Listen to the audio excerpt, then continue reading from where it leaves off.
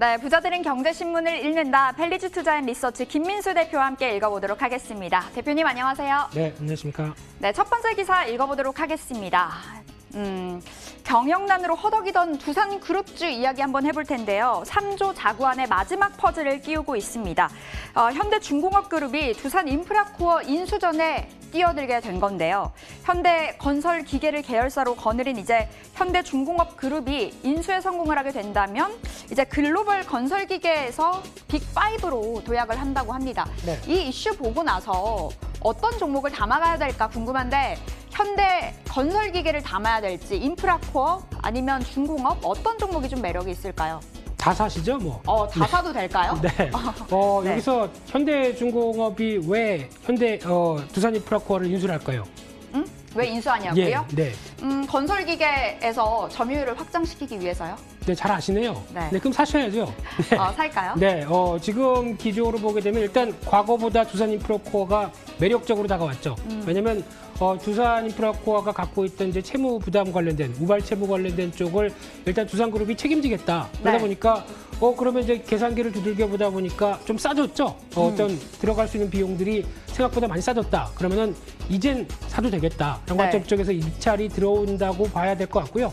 그러다 보니까 이제 현대중공업 쪽에서 갖고 있는 지금 현재 중공업 지주가 참여를 하는데 그래도 안에 현대건설기계라고 하는 걸출한 스타가 있죠. 네. 그러다 보니까 두산인프라코어를 인수를 해도 이제 어떤 앞으로의 중장기적, 물론 당장은 뭐 합병이나 이런 쪽은 나오진 않을 걸로 보여지고 있지만 어느 정도 좀 정리가 되면은 나중에는 합쳐지겠죠. 같은 사업부다 보니까 그런 쪽에 대한 기대감까지 같이 나오게 되면은 일단 관심이 높다고 봐야 될 것 같고요. 네. 그러다 보니까 두산인프라코어나 현대건설기계는 관심이 필요하다라는 쪽과 함께 특히 중기적으로 봤을 때는 이제 코로나19 사태 좀 잠잠해지게 되면은 이제 지금 높아진 실업률을 어떻게 해결할까요? 그렇게 되면은 대규모 SOC 투자는 글로벌 전반적으로는 당연히 나올 상황이다라고 네. 봤을 때 내년을 경향해서 여러 가지 사업들에 대한 변화를 보게 되면 사야 된다는 관점들은 뚜렷하게 보여집니다. 그렇기 때문에 저점 매수는 유효하다 이렇게 말씀드리겠습니다. 네, 두산인프라코어 그리고 현대건설기계 긍정적으로 체크를 해주셨습니다. 근데 여기 나와 있지 않지만 네. 두산퓨얼셀이요. 네. 궁금해요. 네, 오늘 갑자기 슈팅 나오던데 네, 이제 다 끝난 줄 알았거든요. 네. 이제 또 한 번 올라갈 자리인가요? 네. 갑자기 두산 얘기하게 되면 또 관련된 거 다 나오시는데 네, 궁금해서요. 올라가다 보면 또 궁금하죠. 네, 근데 두산 퓨얼셀 같은 경우는 그냥 오늘 나오고 있는 수소차 관련된 쪽. 네. 특히 수소차 관련돼서 가격이 어느 정도 조정을 받았다라고 하게 되면 지금 같은 시점 쪽에서는 또다시 또 눈높이가 올라갈 수밖에 없겠죠. 그런 쪽에서 지금 최근에 나오는 수소차 관련돼서 솔직히 최근에 나온 뉴스만 보게 되면 중국도 이제 만만치 않게 수소차를 드라이브를 걸겠다라는 쪽이 나오죠. 그러면 중국 같은 경우 수소차 관련된 쪽을 어떤 드라이브를 걸 때 아직까지는 기술력 하게 되면은 한국 업체들, 현대차를 비롯한 한국 업체들에 대한 여러 가지 기술력은 상당히 높습니다. 네. 그러면 러브콜이 나올 수밖에 없겠죠. 그러다 보니까 관련된 쪽에 연료전지 관련된 쪽도 당연히 눈높이가 올라간다는 쪽에서 관심 있게 보셔야 될 것 같습니다. 두산 퓨얼셀도 관심 있게 보자. 수소차 관련주 관심 있게 보자라는 이야기 주셨습니다. 체크해 보도록 하겠고요. 자, 두 번째 이야기 현대차 보겠습니다. 현대차가 사우디아라비아에 수소차를 수출한다고 합니다. 유럽에 이어서 중동까지 이제 수소차 수출에 물꼬를 트게 된 건데요. 네. 석유나는 나라에 수소차 수출한다고 하니까 참 재밌더라고요. 네. 현대차 궁금합니다. 현대차 최근 수급적으로 불안한 것 같아요. 어제 외국인 기관은 샀지만 최근 들어서 외국인 기관 연일 팔자 보여서 네. 우리 개인들 사도 될까? 이랬거든요. 네. 현대차 어떨까요? 계속 말씀드리는 얘기지만 그런 단기적인 수급에 연연하다가는 주식 못합니다. 네.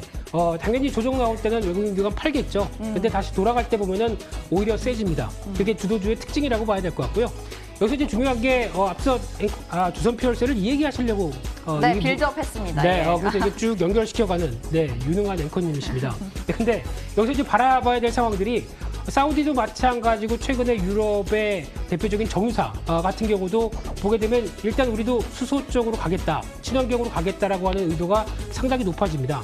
그렇다는 얘기는 일단 지금 이제 정유 관련된 그래서 석유 연료 쪽으로 기반을 갖춘 회사들 같은 경우도 이젠 도저히 안 되겠다. 글로벌 트렌드에 맞춰가겠다라고 하는 변화가 충분히 나오다 보니까 이어지는 흐름이라고 보셔야 될 것 같고요. 네. 그러다 보니까 이제 사우디의 아람코 같은 경우도 당연히 그러면은 우리도 친환경 쪽으로 가야 되는데 그러면 또 트렌드가 갖춰져 있는 뜨거운 쪽, 수소 쪽이겠죠. 그쪽에서 좀 어디 좀 협업할 데 없나라고 찾아보다 보니까 솔직히 도요타도 만만치 않죠. 도요타도 기술력이 꽤 괜찮은데 이쪽보다는 그래도 현대차에 손잡은 거는 그만큼 더 기술력이나 앞으로에 대한 흐름들을 더 많이 잘 평가해주는 게 아닐까라는 생각이고요. 아마 지난 스위스의 수소 트럭 관련된 쪽의 수출에 이어서 이번에도 수소차 수출 관련된 모멘털 이 부분은 앞으로 더 나오겠죠. 그런 쪽에선 현대차는 여전히 실적 관련된 쪽에서 상반기보다 하반기 좋아지고 게다가 또 친환경 관련된 성장 모멘텀까지 있다. 당연히 사셔야 되겠죠. 여전히 추세는 나쁘지 않다. 추세는 유지가 된다라는 관점 쪽에서 계속 주목하셔야 될 것 같습니다. 네, 현대차 계속 가져가 보도록 하겠습니다. 실적 개선에 대한 기대 그리고 이런 모멘텀들에 대한 기대까지 여러모로 좋아 보입니다. 현대차 체크해 보도록 하겠고요. 자, 이어서 세 번째 기사 열어보겠습니다. 미국의 중국 때리기가 계속 이어지고 있습니다. 이제 미국 상무부가 중국 파운드리 업체 SMIC에 제재를 걸었는데 그 안에서 이 DB 하이텍이 최대 수혜주로 급부상하지 않을까라는 기사가 있어서 가져와 봤습니다. 네. SMIC와 사업 영역이 겹치는 만큼 수요 확대가 기대된다라는 평가였는데요. 네. DB 하이텍 오늘 주가는 좀 미미하게 흘러갑니다만 어떨까요? 네, 여기서 또 하나 잠깐 언급드려야 될 게 SMIC 뉴라고 이쪽이 최근에 나스닥에 상장이 됐었죠. 네. 그러다 보니까 국내 투자자분들도 서학개미, 동학개미 말고 서학개미죠. 네, 관심이 많게 해서 지금 매매를 하시는 분들도 계신 것 같은데 제가 보기엔 좀 주의하셨으면 하는 바람으로 일단 말씀드려보고 싶고요. 일단 미국이 제재를 가한다. 그러면은 휘청이는 게 사실입니다. 그런 쪽에서 앞으로 변화를 보게 되면 그쪽에 대한 부분들은 오히려 다른 쪽들, 그러즉 수혜를 받는 쪽에 대한 기대감이 높아지는 게 이런 변화 쪽으로 나올 수 있는데 하지만 이제 DB 하이텍 같은 경우 지금 평가를 보게 되면 마찬가지로 SMIC 제재를 통해서 수혜를 받는다라는 측면들과 함께 올해 비메모리 쪽은 거의 핫한 쪽이죠. 네. 뜨거운 쪽이다 보니까 실적에 대한 기대감이 높습니다. 하반기에 대해서 실적 빠르게 올라올 걸로 보여지는데 그러면 실적 대비 저평가 이런 얘기도 나올 수 있겠죠. 네. 근데 DB 하이텍을 예전에는 상당히 좋게 봤는데 네. 지금 기조로 봤었을 때 DB 하이텍을 생각보다 그렇게 썩 좋게 말씀 못 드리는 이유는 비메모리 관련된 쪽은 계속 어떻게 보면 투자를 통해서 한 단계 더 레벨업을 또 시켜가야 될 대표적인 섹터 중에 하나입니다. 근데 DB 그룹 자체가 상대적으로 어떤 자금 여력이 많아서 어떤 DB 하이텍을 앞으로 이제 트렌드에 맞게 R&D를 계속 해가면서 나올 수 있는 부분들이 좀 최근에 사업 보고서를 보게 되면 좀 미약하다라고 생각됩니다. 네. 그렇기 때문에 저평가는 저평가인데 생각보다 어떤 비메모리 쪽에 지금 파운드리 쪽과 관련돼서 움직일 수 있는 부분들은 좀 제약적이다라고 하게 되면 제가 보기에는 올라가는데 한계가 있을 것 같습니다. 그래서 예. 차라리 그냥 비메모리 관련된 삼총사, 장비 관련된 삼총사를 하는 게 좋겠다. 다 아시는 것처럼 네페스, 그리고 LB세미콘, 또 최근에 부각받는 하나머티리얼즈 네. 이런 쪽이 더 좋겠다라고 보여지고 있습니다. 네, 네페스, LB세미콘, 하나 머티리얼즈를 오히려 이야기를 해주셨고 DB 하이텍은 좀 제한적일 것이다라는 이야기. LG화학 궁금해요. LG화학은 어떨까요? 네, 오늘 그냥 확확 들어오시네요. 네, 오늘 수급 보면서 이야기해 보겠습니다. 네. 외국인들 LG화학 가장 많이 담아가고 현대차, LG전자, LG화학, 우선주, 네이버 올라와 있고 코스닥에서는 뭐 LNF, 우수 MS, 메디퍼스트, 국일재지, 뭐 i3 시스템 같은 종목도 있습니다. 어떤 종목 우리가 따라잡을 볼 수 있을지 LG화학부터요. 네, 가장 먼저 LG화학 최근에 나왔던 게 테슬라가 뭐 지분 인수할 가능성들 뭐 이런 얘기도 나오죠. 네. 제가 보기에는 말이 안 된다고 생각됩니다. 테슬라도 돈 필요하고 LG화학도 돈 필요한데 지분 얘기가 나온다는 거는 솔직히 좀 생각보다 그렇게 현실화될 가능성이 없다고 보여지고 있는데 그럼에도 불구하고 제가 가장 눈여겨봤던 건 LG화학 63만 원대 지지되느냐 네. 한 여부인데 지지에서 이제 턴하기 시작하는 모습들이죠. 그러다 보니까 비중을 많이 실기보다는 적정 비중은 괜찮다라고 봐야 될 것 같고요. 이 중에서 그래도 눈에 띄는 거는 그냥 뭐 현대차는 말씀드렸고 네. LG전자 눈에 띄죠.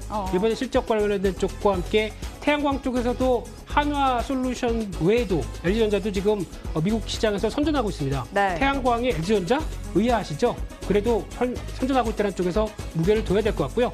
코스닥 쪽에서는 LNF 눈여겨보셨으면 좋겠습니다. 네. 특히 ESS 관련된 쪽의 2차 전지 섹터들 흐름들이 앞으로 변화가 나올 또 대표적인 종목이다라고 하게 되면 좀 조정도 받았고요. 네. 이쪽에서는 다시 한번 턴하지 않을까라는 관점 쪽에서 눈여겨보셨으면 좋겠습니다. 네 종목 찝어주셨어요. LG화학, 현대차, LG전자, LNF까지. 그리고 기관 오늘 수급 궁금합니다. 기관은 SK 하이닉스 가장 많이 담아가고요. 삼성전자, LG화학, 현대차, 셀트리온, 스튜디오 이렇게 드래곤까지 해서 쫙 나와 있는데 네. SK 하이닉스 찝어서 이야기해 주시죠. 어떨까요? 네, SK하이닉스는 뭐 내년에 업황까지 턴하면서 근데 오늘 많이 훅훅 들어오시네요. 네. 이것저것 다 물어보시네요. 네. 추석 전 특집입니까? 네. 네. 근데 SK하이닉스 같은 경우는 내년에 대한 업황까지 고려하게 되면 이제 어떤 메모리 반도체 쪽에 터닝을 할 것이다라는 기대감이 상당히 높다 보니까 서서히 변화는 들어올 텐데 제가 보기에는 비메모리가 더 낫지 않을까라는 생각이 조금 더 들고 있고요.